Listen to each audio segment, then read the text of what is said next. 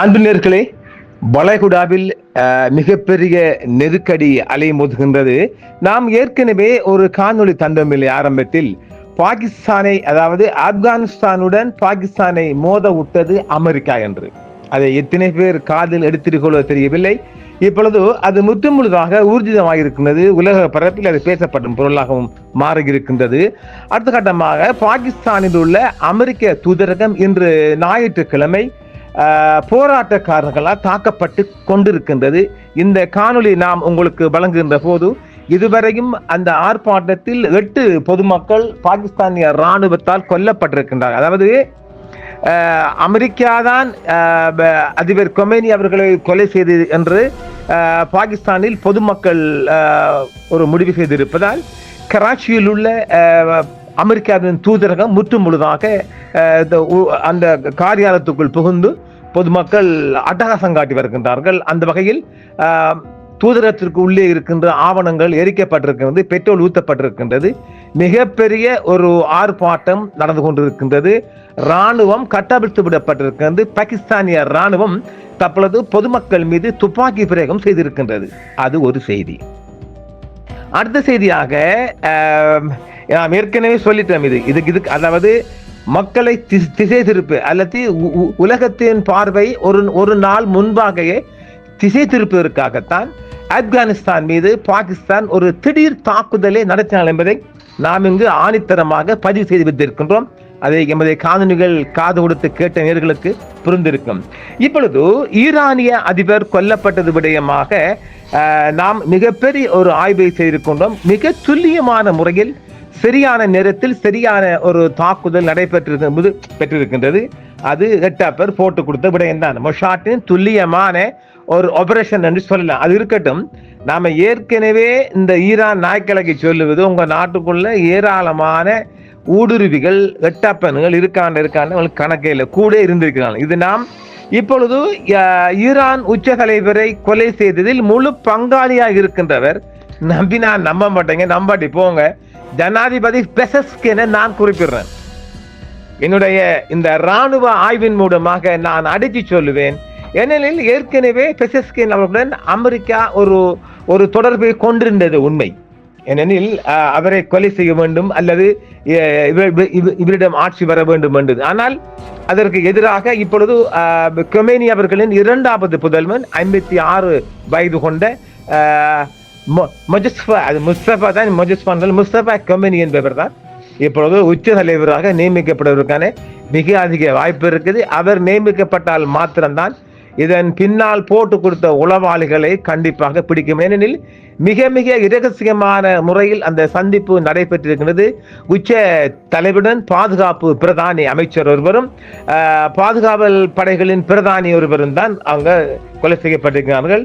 இது 3 பேரும் மிக நெருக்கமான ஒரு இறுக்கமான பேச்சுவார்த்தையின் போது சரியாக துல்லியமாக போட்டு கொடுக்கப்பட்டிருக்கிறது அங்கு மொஷாட்டின் உளவாளிகளால்.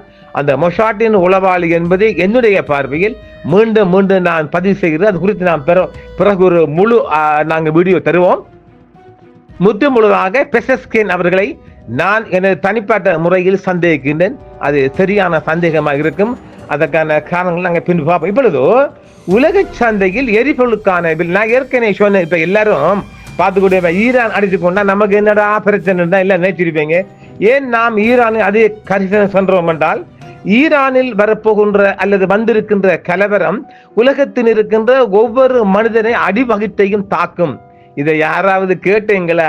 என்னமோ நீங்க யாரை ஒருத்தன் கத்துறான்னு கேட்டு போயிருப்பீங்க.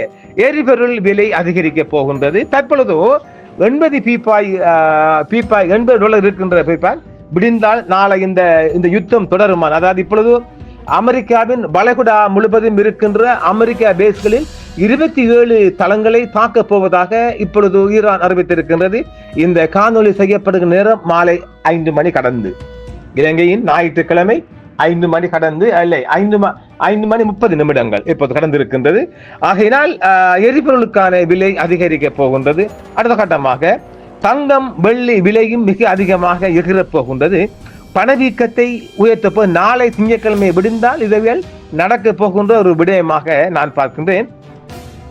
நாடுகளின் பொருளாதாரத்தை குறைக்கும். அதாவது நாடுகளுக்கு இடையில், அதே வேளையில் சர்வதேச நாடுகளுக்கு இடையும் பொருளாதாரத்தை குறைக்கும் ஒரு நிலைப்பாடு இருக்கின்றது.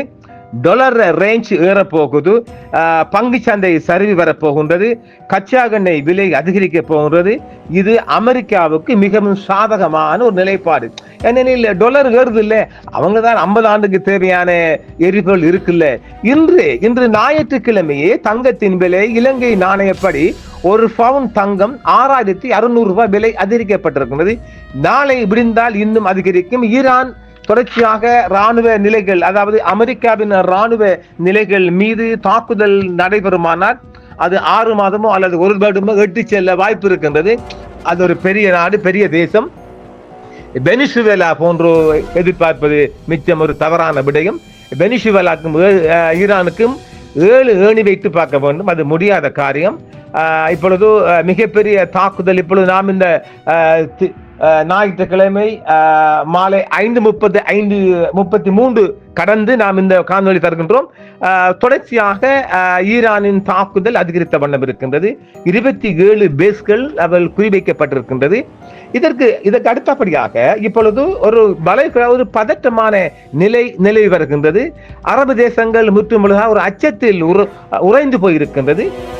பலமிக்க ஏவுகணைகள் மூலமாக ஈரான் தொடர்ச்சியான தாக்குதல் தொடுக்க போகின்றது. அதாவது இந்த ஈரான் அதிபர் மீது ஒரு திட்டமிடப்பட்ட ஏற்கனவே நாம் அதையும் சொல்லியிருக்கின்றோம். இந்த அமெரிக்காவின் தாக்குதல் என்பது ஈரானிய உச்ச தலைவரை குறிவைத்து தாக்கப்படும். இதெல்லாம் தெளிவாக சொல்லியிருக்கிறோம்.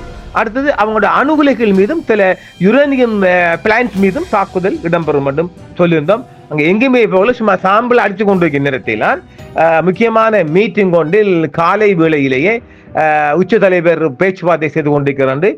மிக துல்லியமான தகவல் மொசாட் மூலம் பரிமாறப்பட்டிருக்கின்றது. அது நான் மீண்டும் மீண்டும் வலியுறுத்தி சொல்லுவேன். அது ஜனாதிபதி மொஷித் பெசக்கியன் அவர்கள் ஊடாகத்தான் அந்த விடயம் கசிந்திருக்க வேணும்.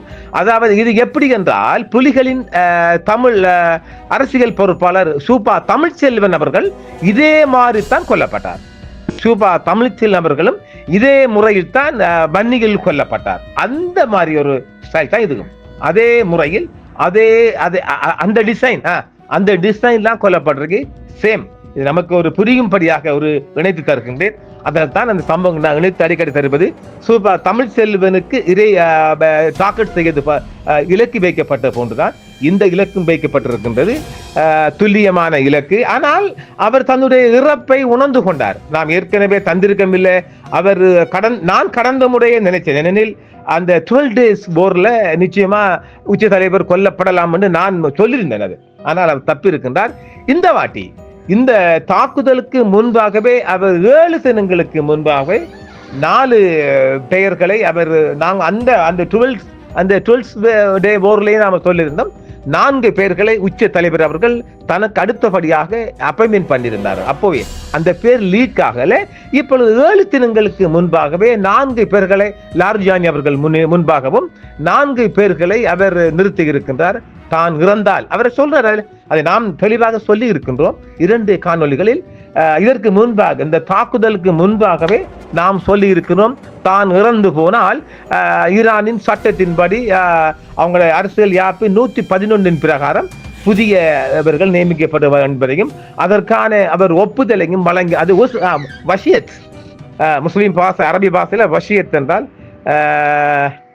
அது என்ன, அது வசியத் எனக்கு சரியா தெரியல. வசியத் அன்றைக்கு ஒருத்தர் சொல்லியிருந்தார். அதுக்கு அரபிக்கு ஒன்றுக்கு வசியத் என்பது ஒரு அமானிதம் அல்லது ஒரு, எனக்கு அப்படிதான் புரியுது. மத்தாக்கள் அது தெரியல, செஞ்சு கொள்ளுங்க.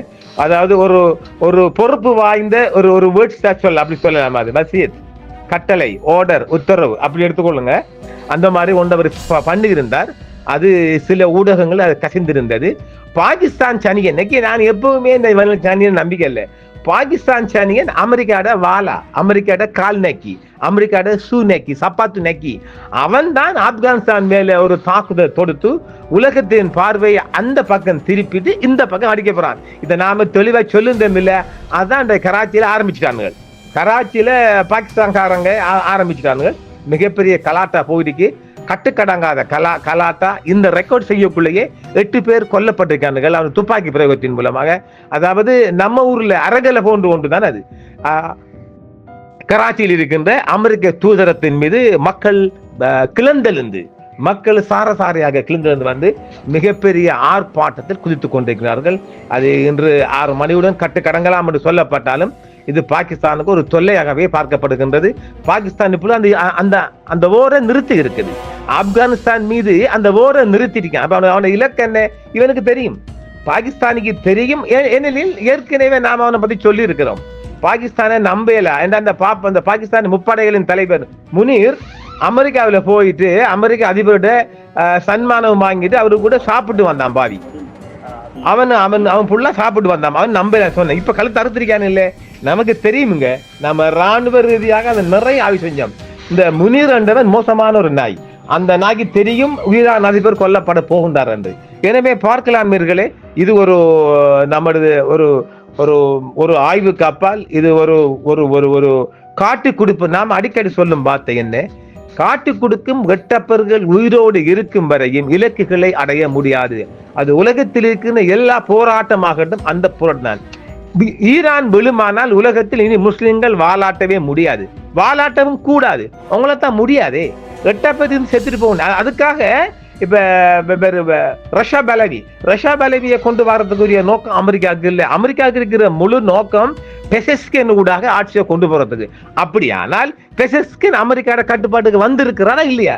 இது வரைக்கும் நாம மற்றும் ஒரு காணொலியில் முற்றுமுழுதாக தரப்போகின்றோம். நண்பர்களே, மீண்டும் ஒரு காணொலி சந்திப்போம். என்றும் உங்களுடன் சன்ரைஸ் இந்தியா டிவி. சப்ஸ்கிரைப் பண்ணுங்கள், பெல் பட்டனையும் கிளிக் செய்யுங்கள். உங்கள் ஆதரவே எங்கள் சேவை. ஆதரவு தாருங்கள், அரவணைப்போம். மறக்காம சர்ப்ரைஸ் பண்ணுங்க. தேங்க்யூ.